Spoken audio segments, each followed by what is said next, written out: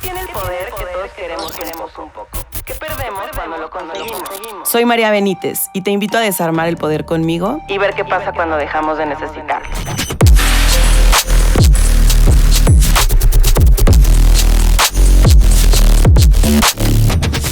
Bienvenidas, bienvenides y bienvenidos a Tiro al Blanco. Este podcast es un espacio creado para cuestionarnos el poder desde dentro. Espero que junto conmigo, repensar lo que creemos te sirva para habitar lugares diferentes. Episodio 7. Traicionar al poder. ¿Qué gano cuando pierdo privilegios? Hoy llegamos al último episodio de este trayecto de 7 cuestionamientos que para mí era importante poner sobre la mesa. Ha sido un proceso que he disfrutado mucho y te agradezco que hayas llegado hasta aquí conmigo. Pero al mismo tiempo tengo que reconocer algo que me ha acompañado desde el inicio.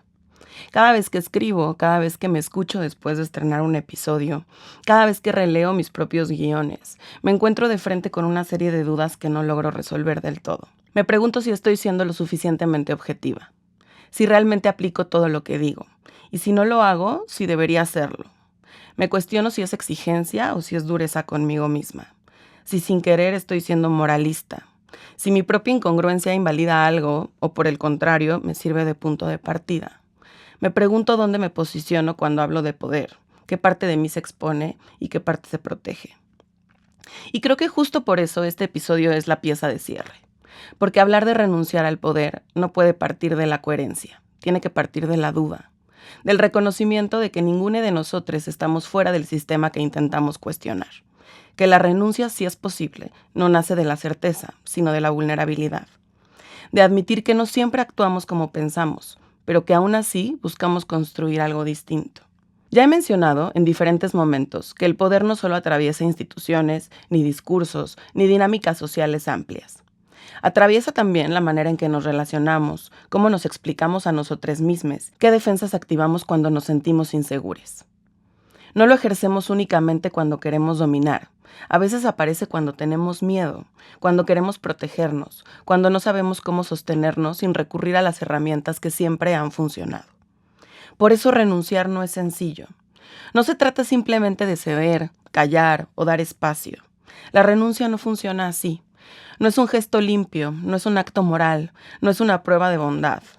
Renunciar al poder tiene más que ver con hacernos responsables de lo que producimos cuando actuamos desde el impulso automático. Tiene que ver con revisar nuestras formas sin tratar de salvarnos de lo que encontramos ahí. Y claro, también cuesta porque renunciar al privilegio implica renunciar a cierta comodidad, a la sensación de tener razón, a la facilidad con la que nos leemos a nosotros mismos como los que ven más claro. Cuesta porque el privilegio no solo da ventajas externas, también ordena la identidad, nos da un lugar, nos da pertenencia, nos da narrativa. Renunciar, en ese sentido, es desacomodarse, es perder eficacia, es dejar de representar el papel para el que fuimos entrenados. Lo que pienso ahora es que la renuncia al poder no funciona como un ideal al que se llega, sino como un movimiento que aparece por momentos. No se trata de coherencia ni de pureza, eso sería volver al mismo mandato que criticamos. Más bien se trata de reconocer esos instantes en los que podemos ensayar otras formas de vivir. Una que no niegue la incongruencia que cargamos, pero que tampoco nos exime de la responsabilidad de hacernos cargo.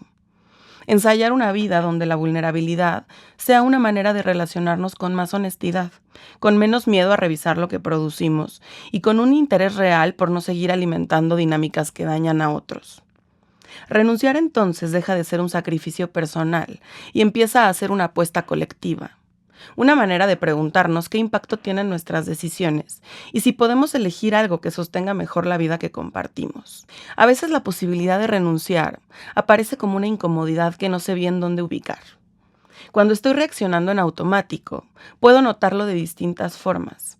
Irritación conmigo misma, un deseo intenso de defender mi punto, una sensación de exceso en mi reacción o incluso un poco de ansiedad posterior.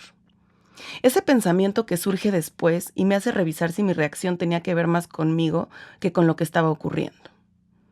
Esa incomodidad funciona como un punto de retorno. Me permite mirar la escena con más honestidad y entender que quizá respondí desde automatismos que ya conozco.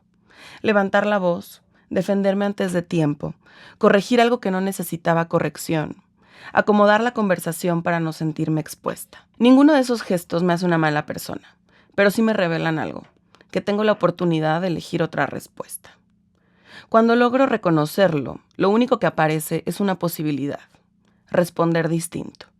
No desde la culpa, no desde la defensa, solo distinto. Y a veces ese pequeño movimiento alcanza para aflojar la lógica que no quiero seguir ejercitando.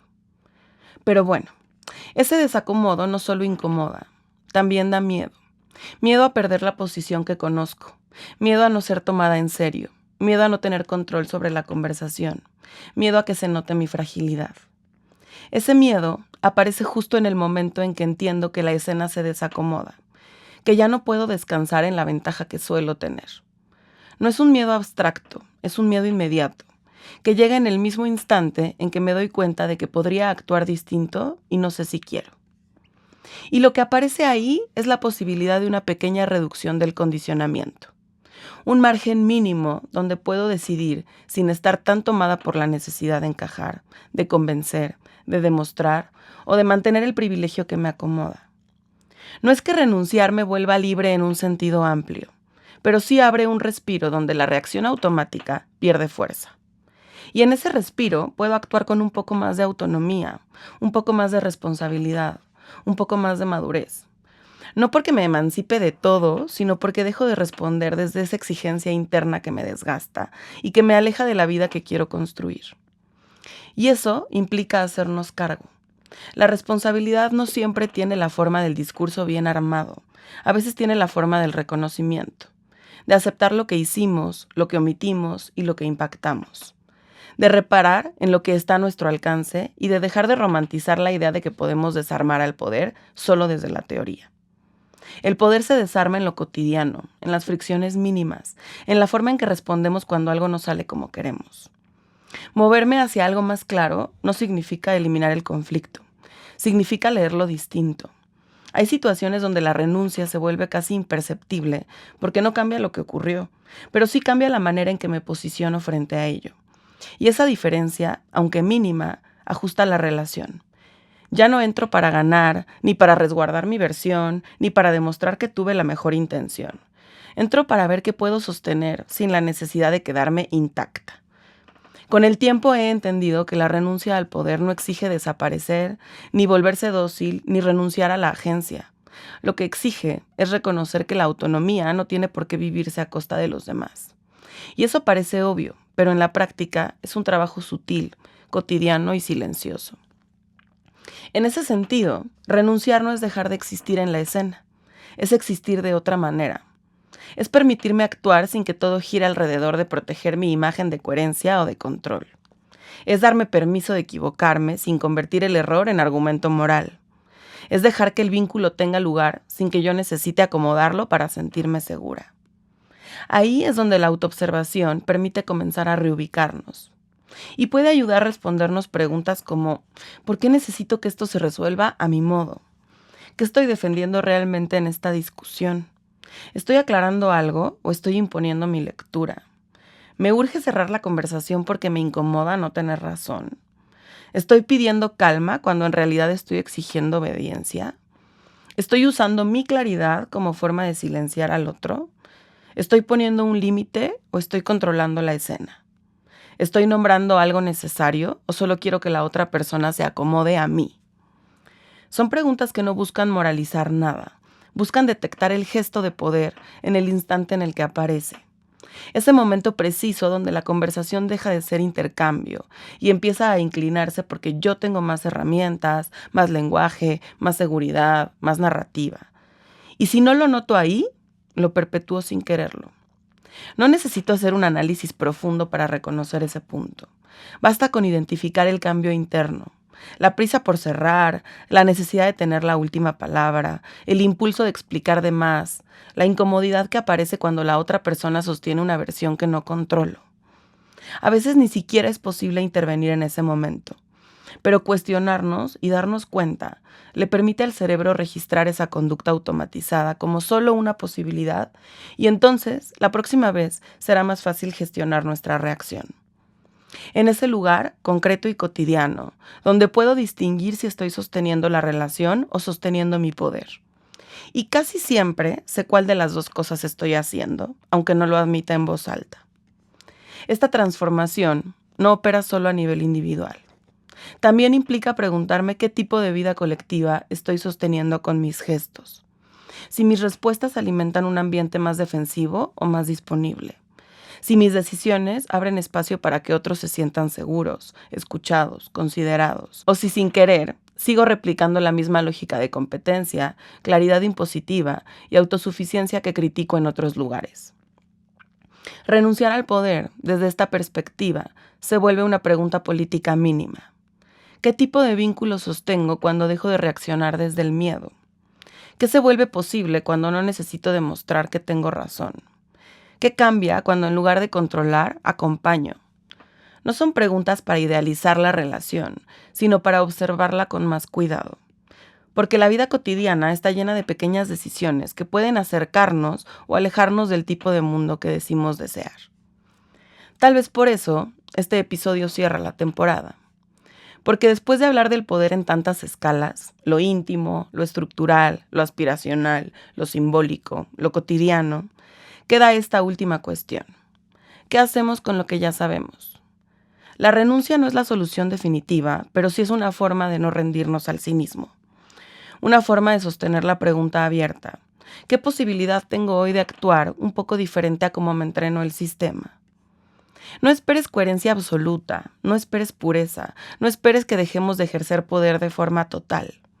Lo que sí es una posibilidad es que podamos notar cuando estemos reproduciendo algo que ya no queremos sostener. Y que en esas ocasiones podamos elegir un movimiento distinto. No porque nos haga mejores, sino porque cuida mejor lo que compartimos.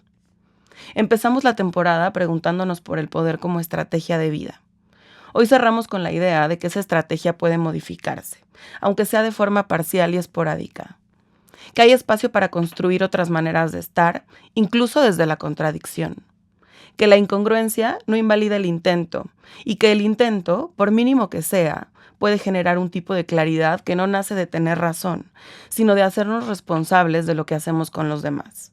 Si algo me deja este recorrido, es la certeza de que pensar el poder no sirve de nada si no estamos dispuestos a revisar cómo lo ejercemos. Y revisar no es acusarnos, es reconocer que podemos actuar distinto, que podemos elegir respuestas menos defensivas, menos automáticas, menos alineadas con la lógica que decimos cuestionar, que podemos movernos hacia una vida más honesta y más compartida. Gracias por acompañarme en este recorrido por el poder.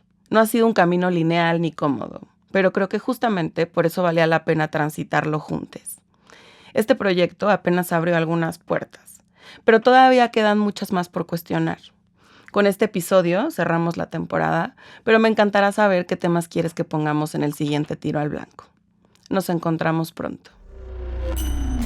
Tiro al Blanco es una producción del Laboratorio de Educación y Mediación Intercultural de la Facultad de Filosofía de la Universidad Autónoma de Querétaro.